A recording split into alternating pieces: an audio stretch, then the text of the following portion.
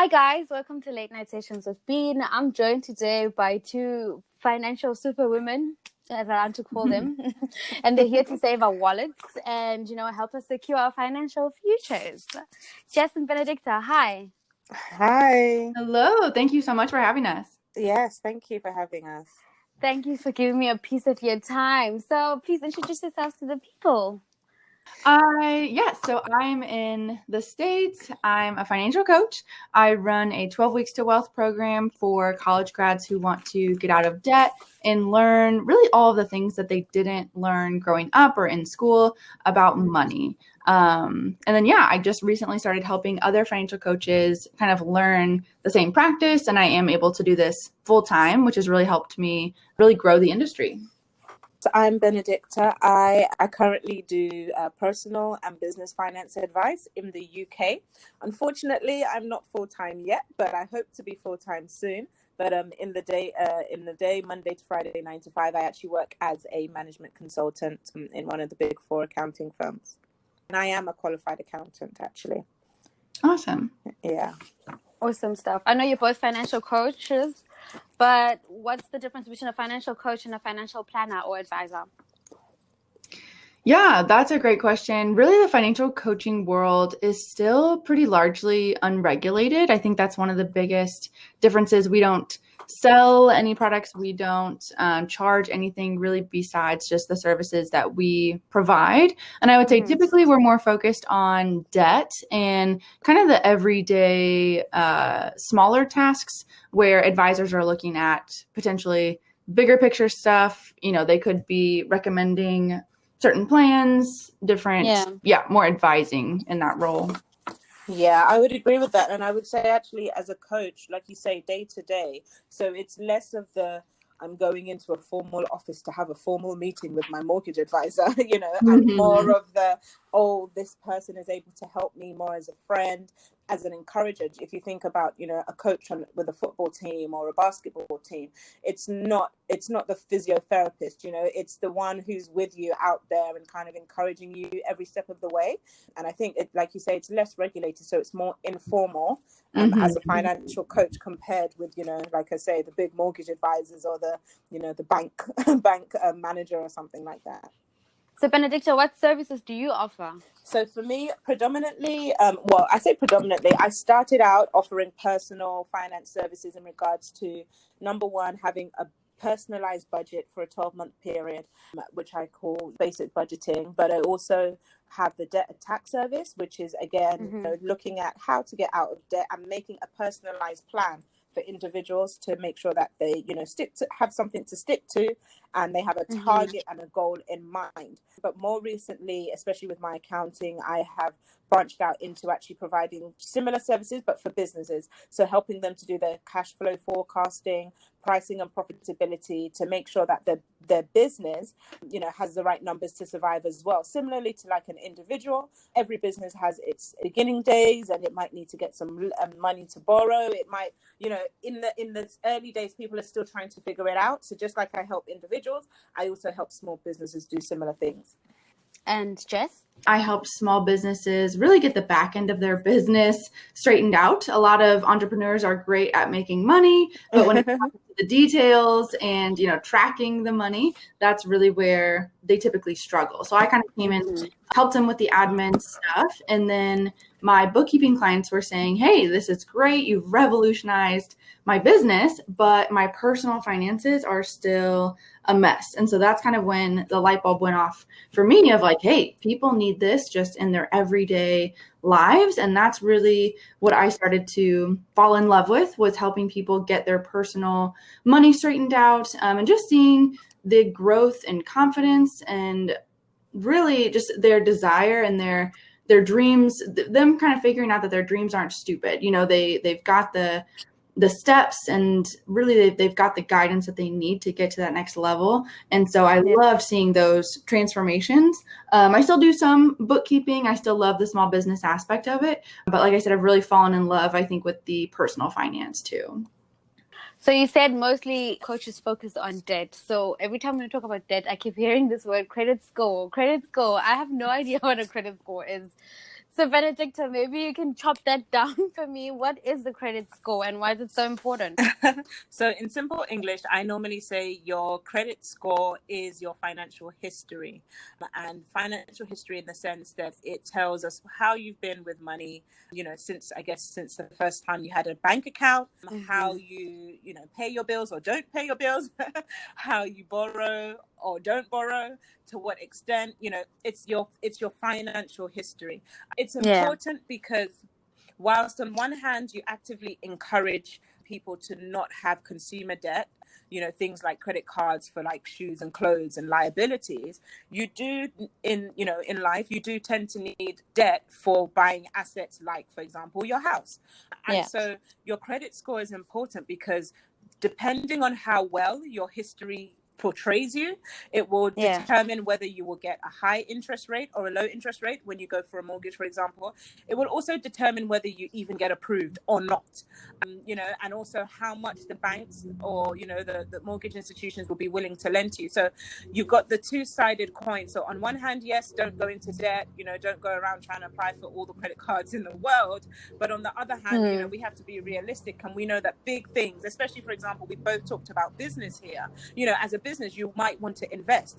When you want to invest in your business, you might want to take out a personal loan to do that. Or even if you want to open up a business account, they will look at you as the director of the business and say, what is this person like with money? If this person is not good, the banks are unlikely. I was speaking to a client yesterday who was telling me, they were unable to open up a business account because of their personal credit score, because the bank doesn't trust them.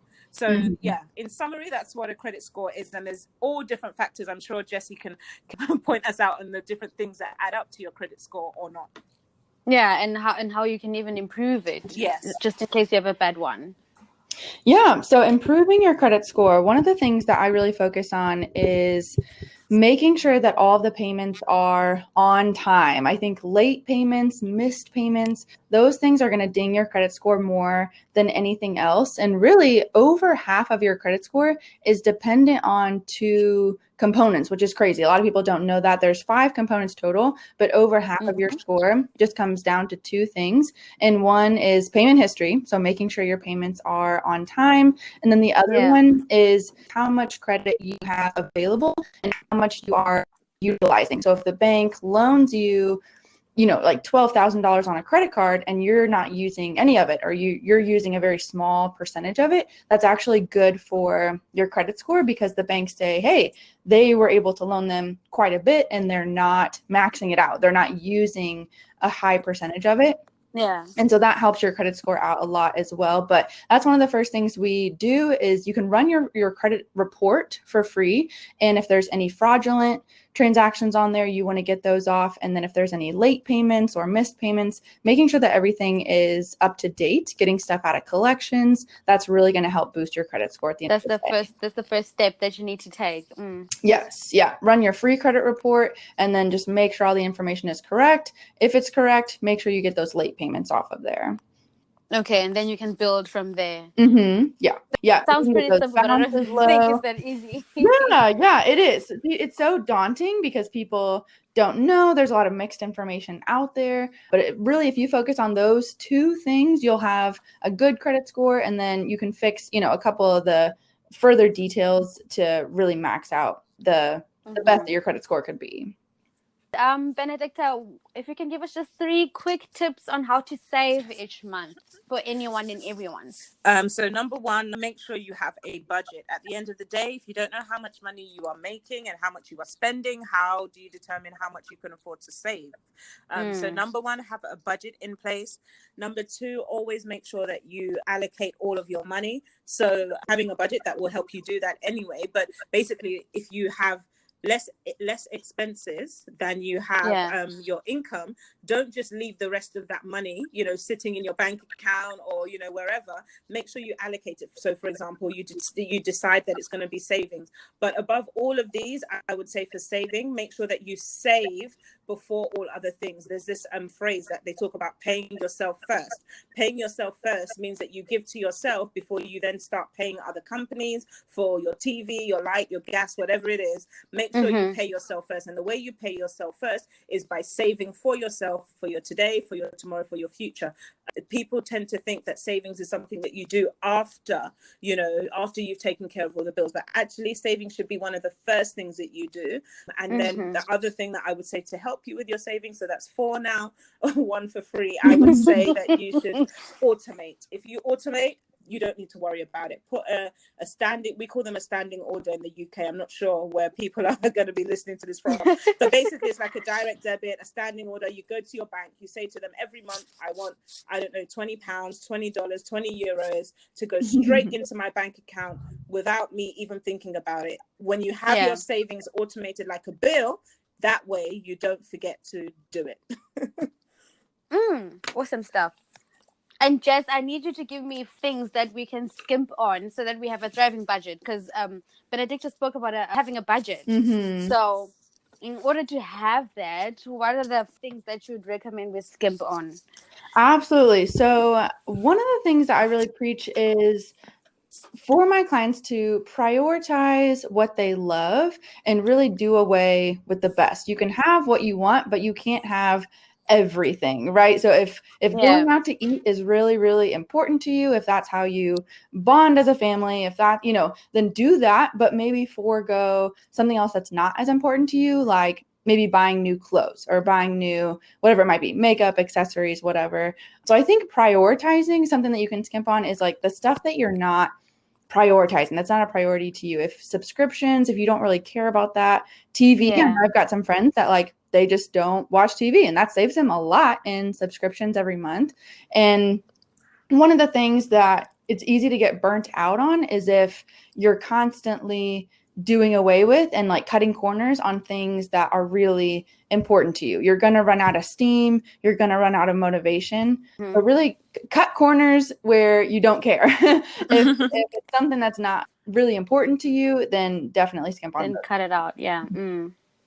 I think Jessie said it all. It's not about, having the worst life ever. I'm saving, so therefore I can't go anywhere. I can't eat out. I can't go on holiday. No, it's just about choosing what you want to do. And I think the other key thing is planning for it. So one of the key tips that I always recommend for people is, let's say you do want to go on a luxury holiday, or you do want to buy, that fancy dress that's probably a bit expensive. Rather than just going out and using your credit card, let's say the dress costs £100. You can just divide that into 4 and save intentionally towards it. So you can still afford your luxury item. It's just that you're making sure you've done it within your means, as opposed to going into debt for it. So you can split that dress into, rather than 4 monthly payments like the lenders would want you to do, split it into 4 months of saving £25 or $25. Financial advice that you have ever received as a kid and as a businesswoman now, as a coach? It's so hard to pick one, but I think one that I've really grabbed onto, and one that I definitely preach on YouTube and on my website, is that you can't work your way into wealth. There's not enough hours in a day for us to work enough hours. There's not enough days in our lives to work that we can like make millions of dollars strictly from our workplace. You have to at some point turn your mindset from working for money to making your money work for you through investing and getting your money into the market and creating other streams of income, creating that passive income for you, and earning a return on your money. The exponential growth that people get through investing, that's a non-negotiable when building wealth. And I think that that's one of the biggest, really most valuable pieces of advice that I've heard. Totally. For me, I would say it's not necessarily maybe the best, but it's the one that I think has stuck with me, probably because it was the first time that someone actually spoke to me about money and, thinking about it in the right way. And so even everything I've done since then has been based on this first piece of advice, which was make sure that you give every single pound or every single cent a name or an assignment, or, basically there should be no money that's just there for, I don't know. It needs to, every pound should have an assignment that it's going to do, whether it be that it's going to investing, or it's going to pay your bills, or it's going to be saved. Make sure every month you are telling your money what you want it to do. Don't just, because if it doesn't have a name, then you're probably just going to spend it on anything. Exactly, and you don't even know what you spent it on, or you've spent it on something that wasn't even that important. And when in hindsight, actually, you would have preferred to spend it, on something that you cared about more. So yeah, just making sure that you assign every penny every single month, even if you don't get paid monthly, however your money comes in, make sure that every single penny that does come your way has a name, basically. Yeah. Okay, so should one of the listeners need financial coaching, or like want to have a financial session with you, how does that look like? Is it virtual? Is it personal? And where can they find the information and your services? Great question. So it's fun having all three of us on this call, just being in completely, like you said, Benedicta, different time zones. Like obviously, and yeah, I've actually had a couple international clients, and that has been so much fun just to get to know them and their culture. Changing the currency honestly is the least of our worries. Like if that's the biggest issue, then it's not an issue, basically. And so yeah, I absolutely love having international clients. I do meet with all my clients through Zoom, so it's very accessible as long as you've got an internet connection. Basically everything else that we do one-to-one does transfer over very nicely, and we really steer away from behavior modification, and we focus on the habits and making sure that my clients have solid habits so that after we're done working together, they still have a lot of the results and they can continue to make progress. I love it when clients come back to me months and even years later and say, hey, I'm debt free now. I finished paying off my car. I finished paying off this and that. And that is so that brings me to tears every time, because it works, it's a repeatable process, and the results are undeniable. So I absolutely love that. And yeah, my website is the best place, financialcoachjess.com, to find more information on the program and all of that as well. And your YouTube channel. yeah, on YouTube, Financial Coach Jess. Yeah. For me, the website is Benny Ratio Finances, or Instagram is also a good place. Benny Ratio Finances, that's BENI Ratio and Finances. And for me, yes, the services are all virtual, so they are all via Zoom. So that means that any country, any time zone. The thing I focus on more is understanding. So for me, when you have the understanding, I think that the rest of it will follow. You would naturally want to do the right thing because you understand how everything works, and you're not doing it because it's just a set of rules. Do this, don't do that. It's more about understanding.